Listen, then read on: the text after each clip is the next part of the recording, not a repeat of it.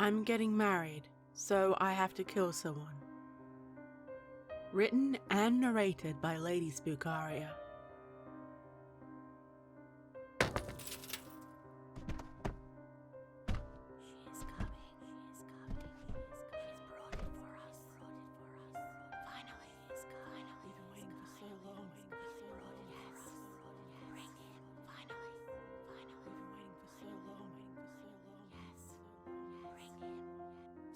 There are some family traditions you can never truly escape.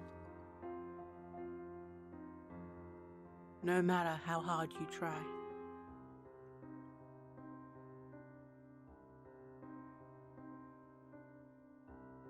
I moved away from home when I was 18, like many people do, and finally the chance to become independent. Free from your parents watching over your every move. I wanted to see the world. I wanted my own life. I wanted freedom. I wanted to study and not be bound by superstition. It is a gift to live the life you truly want for yourself. I leapt at the opportunity when it appeared to me, a scholarship at a college I always dreamed of attending. This wasn't something that was normally done in my family. I didn't care that I would become estranged from them, or that they would be angry with me. All that mattered was I was doing what I wanted. I spent some time traveling, enjoying myself, and finally settled down with a relatively average job. But I was happy.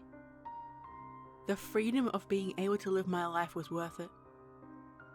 I made a lot of friends who became my family. My real family. Every so often my parents would call me, ask how I was doing and when I would be coming home. I would answer, chat mindlessly to them, and after a while, I would stop answering their calls completely. Then their text messages. And finally, their written letters. Occasionally I would dream of them and their traditions. And to keep the memories at bay, I would take medication to stop them. But they never truly disappeared. Always trying to lure me back. 10 years later, I'm engaged to a wonderful man and my life has been going well. Sure, we bicker sometimes. He's always wanted to meet my parents. And I've always been weird about introducing him to them. Outwardly, they're your normal suburban family. And everyone has at least one relative they're embarrassed by. A skeleton in the family closet isn't rare. Most families have some kind of secret they wish to keep hidden. Sometimes they get whispered about after a person dies. Many family secrets tend to come out then. I've heard some families have a suit made from human skin. Others are filled with Karens, and some have weird conspiracy theorists. Shh.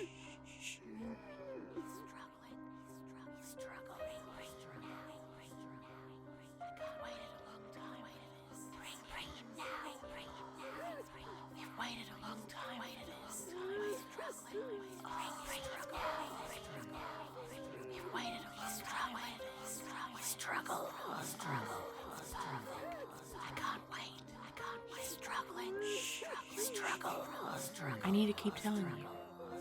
I'm nearly done, I promise. When my family lived in the clans, it meant there were certain rites that needed to be conducted. Our gods, to you, and to many others, would have been considered demons. Our allegiance is to them. They don't have any to us. We have obligations to them that must be satisfied with blood. Things were not always this way. The tradition began when our home sank beneath the waves, in a time when God and man would often walk with each other. When it fell beneath the waves, it left countless people dead. So many families had been lost to the sea. We lost everything. Most of our elders died, and because of that, our songs and traditions of the dead were gone.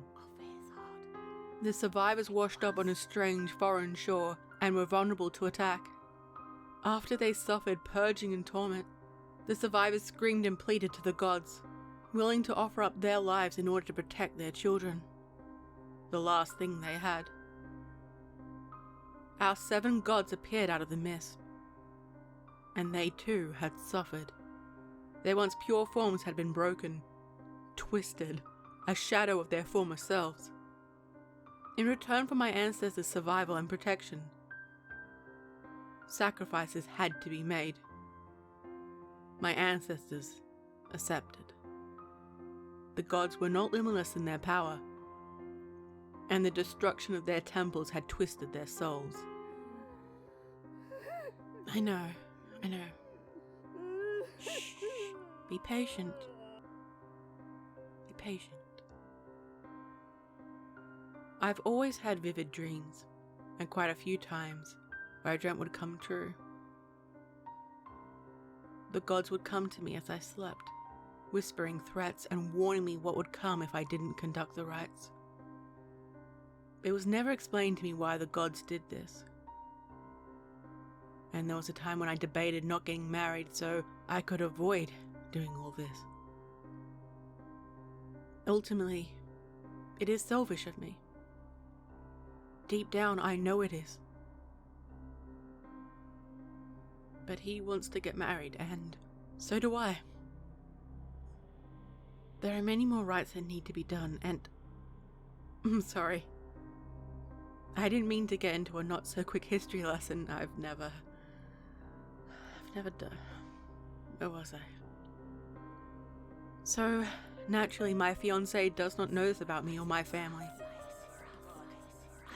And I don't think he would want to be with me if he found out the truth.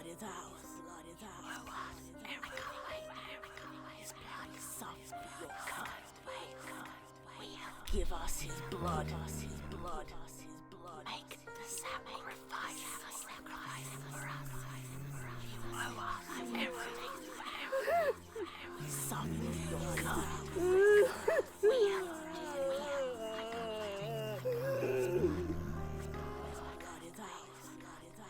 Give us his blood.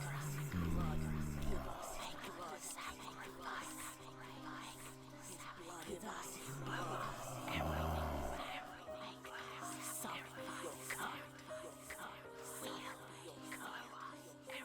his blood.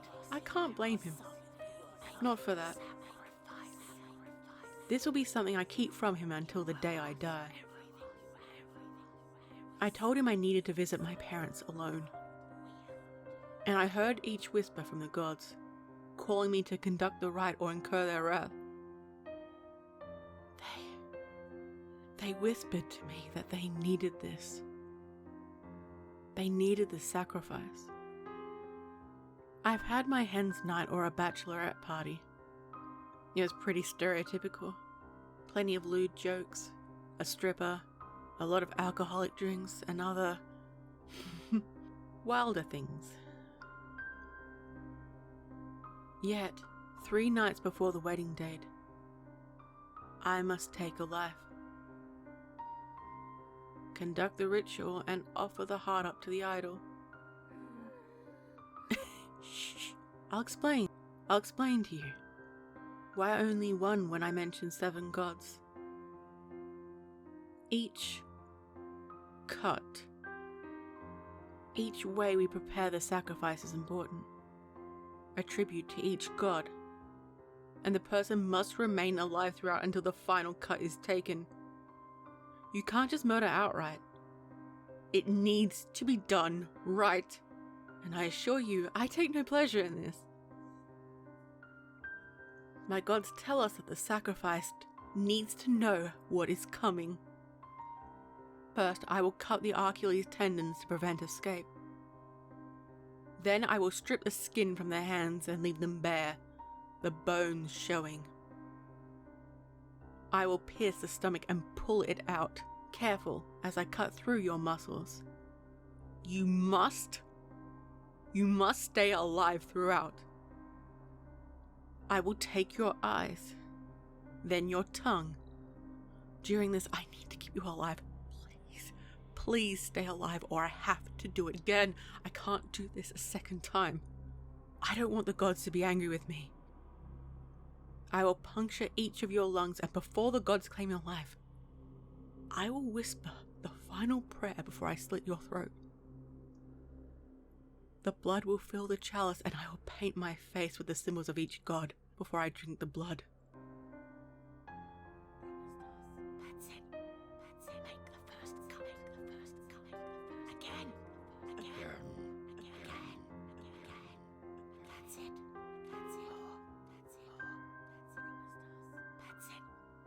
Make the first cut. That's it. Again. Make the first cut. Again. That's it. Make the first cut. That's it. Your blood, and I will take in your power. It will be the last thing you see. Few get to feel the power of the gods. You are blessed beyond belief. I'm doing you a favor here. Afterwards,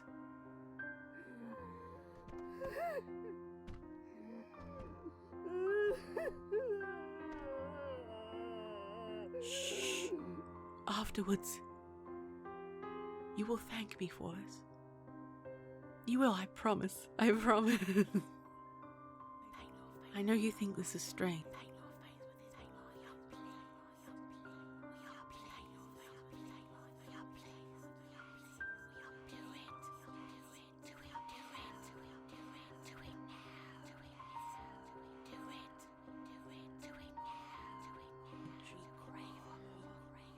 I chose you because your death will easily go unnoticed by people. You don't have family or friends who will miss you. No one will miss you anyway. Once your pain is done, it is over. It's okay. And I'm sorry. I'm so sorry that this must happen. You're innocent in all of this.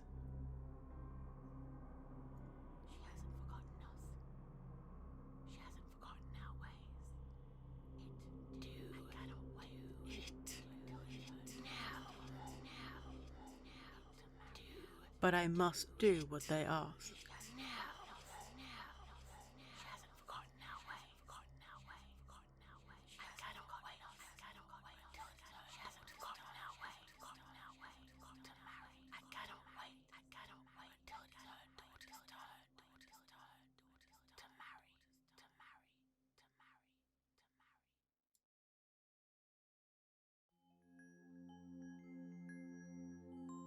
I hope you enjoyed this story.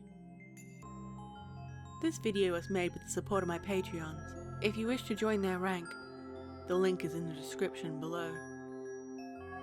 And I also have some amazing merch for you to pick up. Don't forget to like, comment and subscribe if you haven't already. Stay safe, my little spooklings. And remember, I'll be watching you.